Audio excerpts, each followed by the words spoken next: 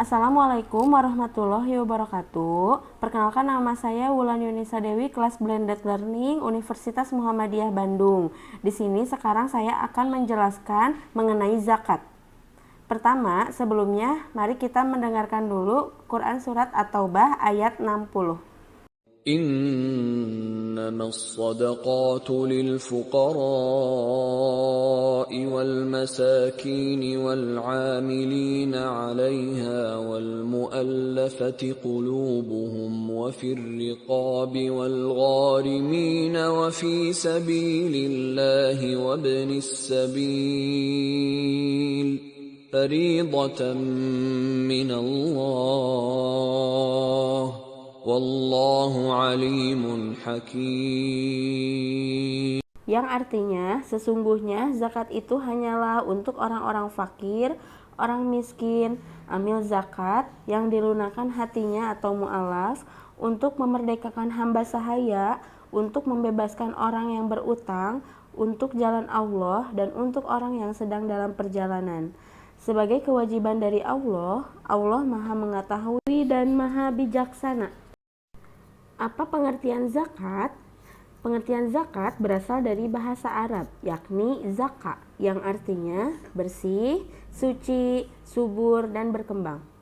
Menurut Baznas, zakat artinya bagian tertentu dari harta yang wajib dikeluarkan oleh setiap muslim apabila telah mencapai syarat yang ditetapkan sebagai salah satu rukun Islam.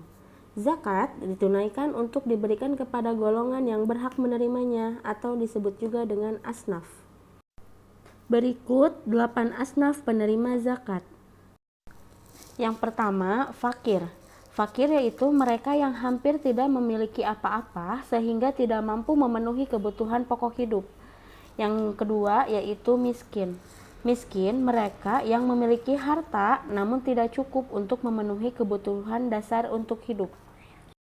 Yang ketiga, amil, mereka yang mengumpulkan dan mendistribusikan zakat. Yang keempat, mu'alaf, mereka yang baru masuk Islam dan membutuhkan bantuan untuk menguatkan dalam tauhid dan syariah. Yang kelima, yaitu hamba sahaya. Hamba sahaya yaitu budak yang ingin memerdekakan dirinya. Yang keenam, gorimin. Gorimin yaitu mereka yang berhutang untuk kebutuhan hidup dalam mempertahankan jiwa dan izahnya.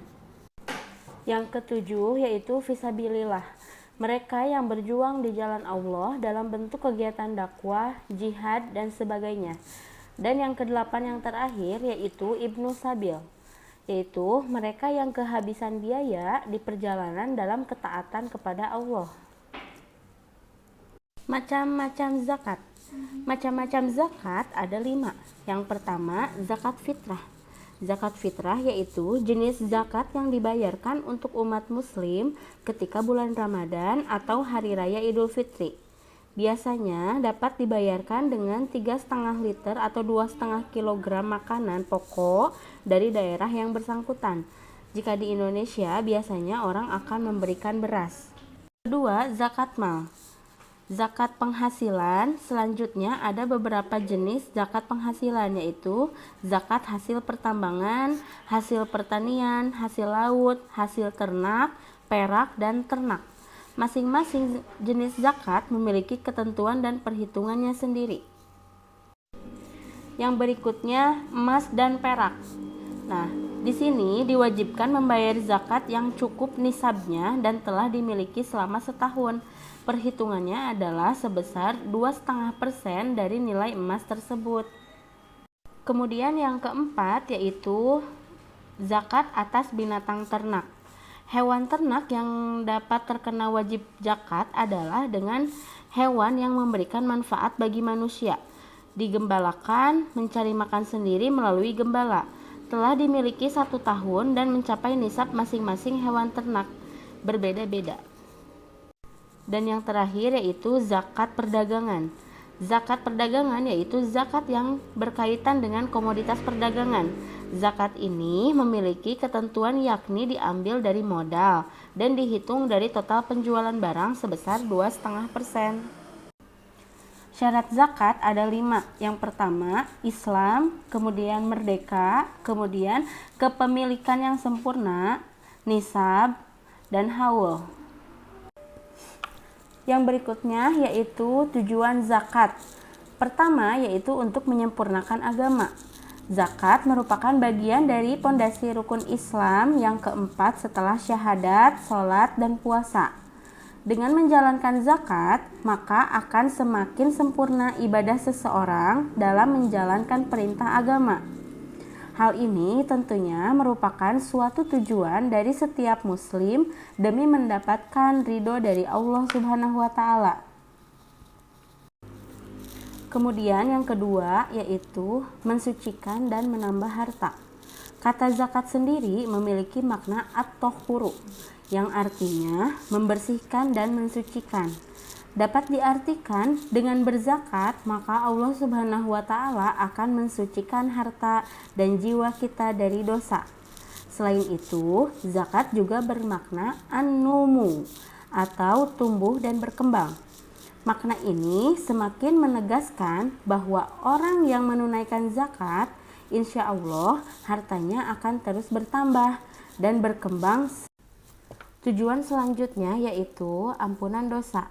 Sebagaimana tertulis dalam Al-Quran surat Al-Maidah ayat 12 yang menyatakan Allah berjanji mengampuni dosa-dosa hambanya yang mendirikan sholat, menunaikan zakat, dan beriman kepada Rasul. Yang keempat yaitu mendekatkan kepada Allah Subhanahu wa Ta'ala. Menunaikan zakat adalah salah satu bentuk mensyukuri nikmat yang diberikan oleh Allah Subhanahu wa Ta'ala. Zakat juga mengajarkan kita bagaimana menjadi pribadi yang pemurah, ikhlas, dan tulus memberikan bantuan kepada orang lain yang lebih membutuhkan. Dan kemudian tujuan zakat yang kelima atau yang terakhir yaitu mendatangkan keberkahan. Salah satu makna zakat lainnya adalah al-barokatu, yang artinya berkah. Dengan membayarkan zakat atas harta yang kita miliki, akan selalu dilimpahkan juga keberkahan oleh Allah Subhanahu wa Ta'ala. Keberkahan harta ini tentunya akan berpengaruh pada keberkahan kita dalam menjalani hidup, insya Allah. Mengapa di Indonesia masyarakatnya belum sadar akan zakat? Tingkat kepercayaan masyarakat yang masih rendah kepada lembaga-lembaga pengelola zakat. Ada beberapa faktor yang mungkin dapat dijadikan sebagai penyebab, antara lain tingkat kepercayaan masyarakat yang masih rendah kepada lembaga-lembaga pengelola zakat. Akibatnya, imbuhnya masyarakat mengeluarkan zakat langsung kepada mustahiknya. Pada kasus seperti ini, seharusnya kaum muslim lebih proaktif menjemput bola, kredibel, dan transparan terhadap segala hal yang berkaitan dengan perzakatan. Jika hal tersebut bisa dilakukan, pengelolaan zakat di Indonesia pun dapat berkembang seiring dengan tren munculnya lembaga-lembaga seperti dompet duafa, rumah zakat, dan yang lainnya.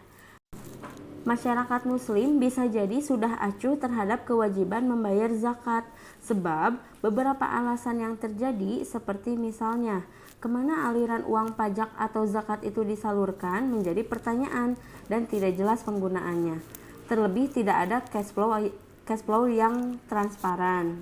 Namun, memang tidak bisa dipungkiri, banyak orang berpikiran bahwa membayar zakat langsung ke para mustahik itu akan lebih efektif. Selain para muzaki bisa langsung melihat kondisi mustahik, jelasnya cara tersebut memang bisa dibilang baik karena sebagian lembaga ada juga yang mendeteksi siapa yang benar-benar berhak menerima zakat. Dengan demikian, semestinya ada perwakilan dari mustahik yang terlibat dalam lembaga pengelola zakat, sebab tanpa perwakilan tersebut, mereka atau para mustahik tidak tahu berapa hak mereka dan untuk apa harta zakat itu digunakan. Kemudian, alasan yang kedua, masih banyak di antara kaum muslimin yang belum mengerti cara menghitung zakat dan kepada siapa zakatnya dipercayakan untuk disalurkan. Faktor yang menyebabkan kurangnya masyarakat menunaikan kewajiban zakat adalah kurangnya pengetahuan dan informasi seputar zakat. Masih sangat sedikit masyarakat kita yang memahami esensi zakat, terutama masyarakat awam yang belum mengecap pendidikan tentang zakat. Padahal, golongan awam di kalangan masyarakat muslim di negara ini adalah tidak sedikit dan bisa dikategorikan mayoritas. Tentu saja ini merupakan bagian besar dari sumber potensi zakat yang ada di Indonesia. Maka sangat perlu sekiranya untuk meningkatkan sosialisasi zakat. Sosialisasi zakat adalah tugas bersama, terutama sekali kalangan ulama, dai, pendidik, dan pelajar. Akan lebih berhasil sekiranya ditambah dengan dukungan pemerintah. Sosialisasi ini bisa dilakukan melalui kegiatan-kegiatan yang melibatkan masyarakat banyak sehingga zakat akan cepat memasyarakat. Di antaranya melalui ceramah, seminar, konferensi, pengajaran di kampus-kampus dan di sekolah-sekolah, maupun dengan pemberitaan dan penulisan di media massa, baik cetak maupun elektronik, sehingga pembahasan zakat tidak asing lagi di kalangan masyarakat dan mereka dapat termotivasi serta tercerahkan. Lalu berikutnya yaitu tidak adanya sanksi apapun bagi orang-orang yang tidak mengeluarkan zakat. Hal inilah yang saya kira berbeda dengan pajak. Yang tidak membayar bisa dikenai sanksi. Sekian video presentasi ini saya buat, semoga bermanfaat dan mudah dipahami. Terima kasih. Assalamualaikum warahmatullahi wabarakatuh.